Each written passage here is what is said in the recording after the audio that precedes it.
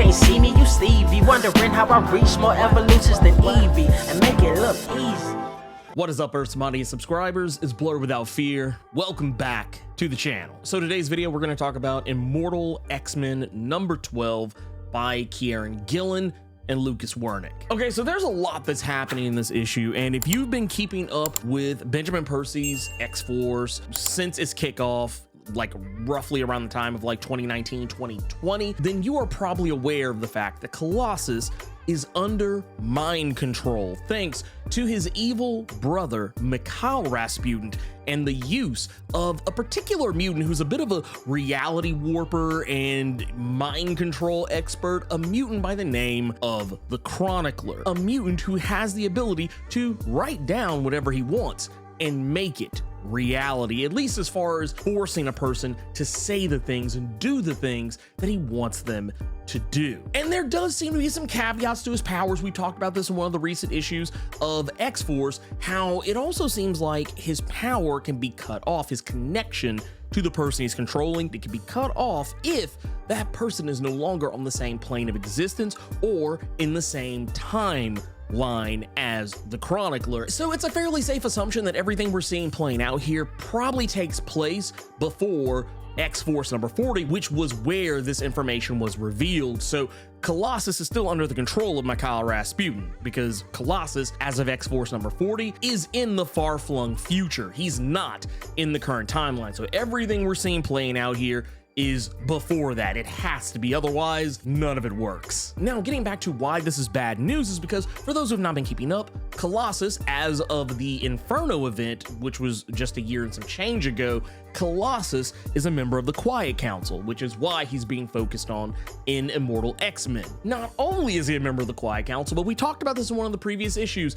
In issue number 11, it was revealed that Colossus has Storm's vote. Storm, who is playing a little bit of double duty. She's jumping back and forth between Krakoa and Rocco, so her attention is a bit divided, and Colossus was given her vote. She gave this to him because she trusted Colossus to be on about roughly the same page as herself, so in the event of her absence, Colossus could decide whatever it was that he wanted to decide 2 times. Now, the issue with this, and it's something I brought up during my video for Immortal X-Men number 11, is that Storm also had Nightcrawler's vote, because Nightcrawler has stepped away from the Quiet Council, meaning the Storm had 2 votes, meaning that if she gave Colossus her vote, it meant that Colossus would have 3 votes. Now, this was something that I know some people thought maybe I was just kind of overthinking the whole thing, but that is actually what happens here. It is very plainly stated by Sebastian Shaw during both a private meeting and in the chambers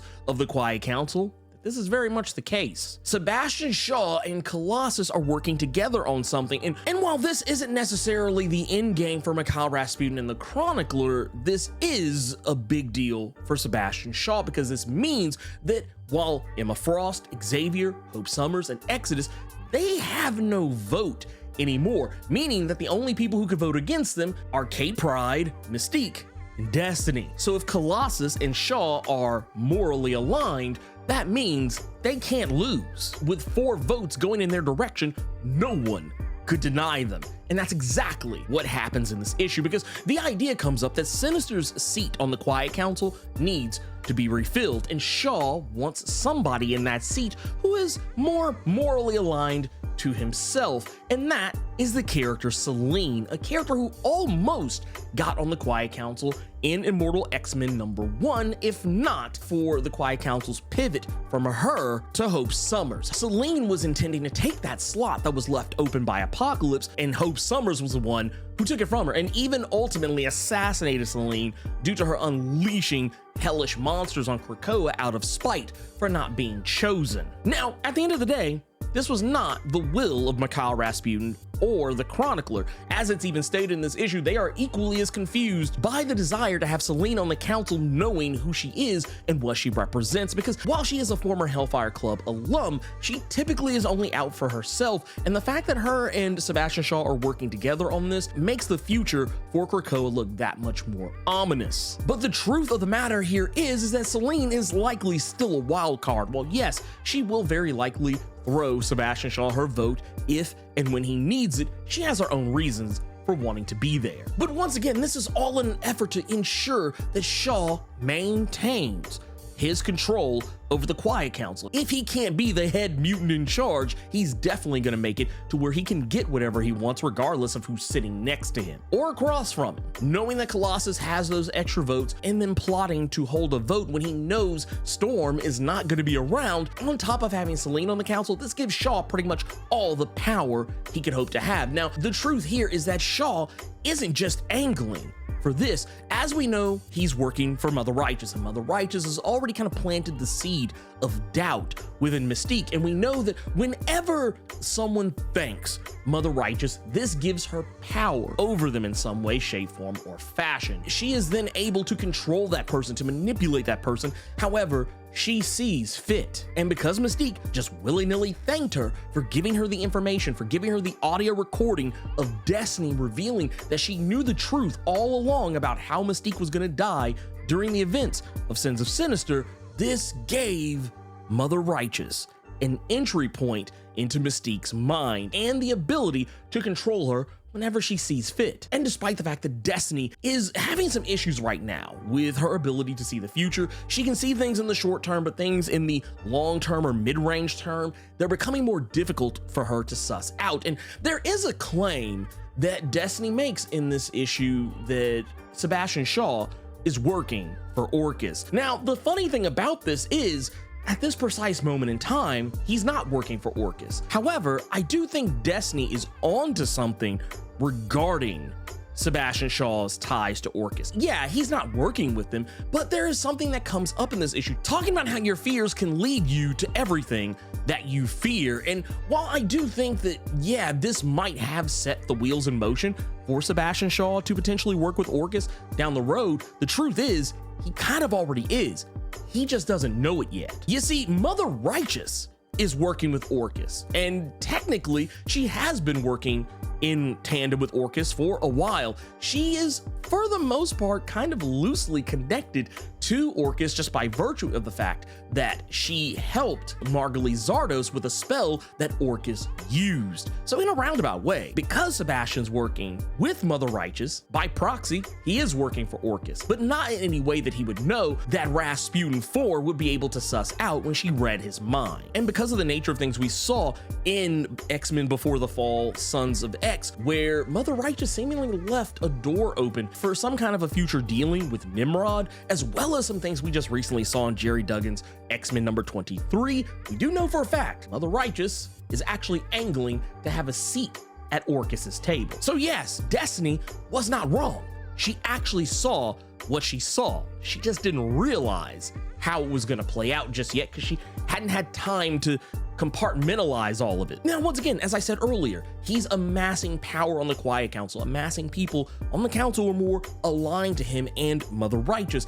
And the reason why this is a big deal that Mother Righteous is able to take over Mystique is because Mystique kills Destiny in this issue. And the reason why this is such a big deal, and it is stated in this issue that Shaw and Mother Righteous had orchestrated all this because of the precedent that was put in place in just the past couple of issues of Immortal X-Men, because Hope, Summers, Exodus, Emma Frost, and Charles Xavier were deemed as potentially being still under the thrall of Mr. Sinister because of all the stuff that happened with the Sinister Gene and the resurrections, because they knowingly used Hope Summers as a means to resurrect Destiny. This means that there is some chance, some modicum of a chance, that Destiny could be under the control of Sinister now as well, even though Shaw and Mother Righteous know this isn't the case. They know for a fact that Sinister has no control over any of them, but this takes yet another vote off the table, because if Hope Summers, Exodus, Charles Xavier, and Emma Frost no longer have a vote on the Quiet Council because of this precedent, that means Destiny no longer has a vote either.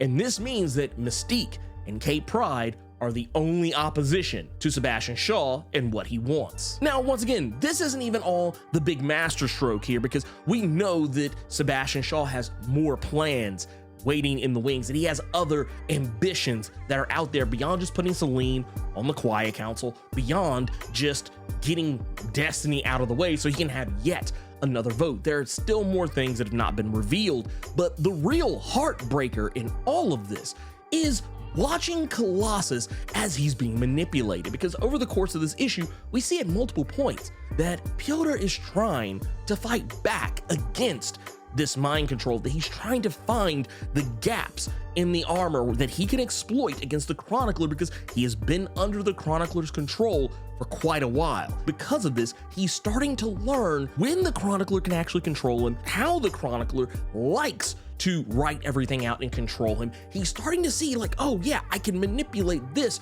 or I can take this opportunity here and use it to my benefit. But no matter what he tries to do, none of the efforts that he makes to try and get people to be aware of the fact that he is being mind controlled, none of it seems to work. The moments where he's speaking to Kate Pryde, saying very specifically hurtful things to her to maybe get her to see that it's not him, acting incredibly vicious and mean-spirited towards her in ways that he honestly probably never would. This is his effort to try and make her see that maybe something is not right. And while Kate Pryde does recognize something's not right, she doesn't really know why. And even the moments where Pyotr tries to explain to Storm that he's not anyone's, chess piece or anything of that magnitude, Storm doesn't quite catch what it is that he's putting down. His way of trying to tell her that he's being controlled, she just kind of seemingly and reluctantly just accepts everything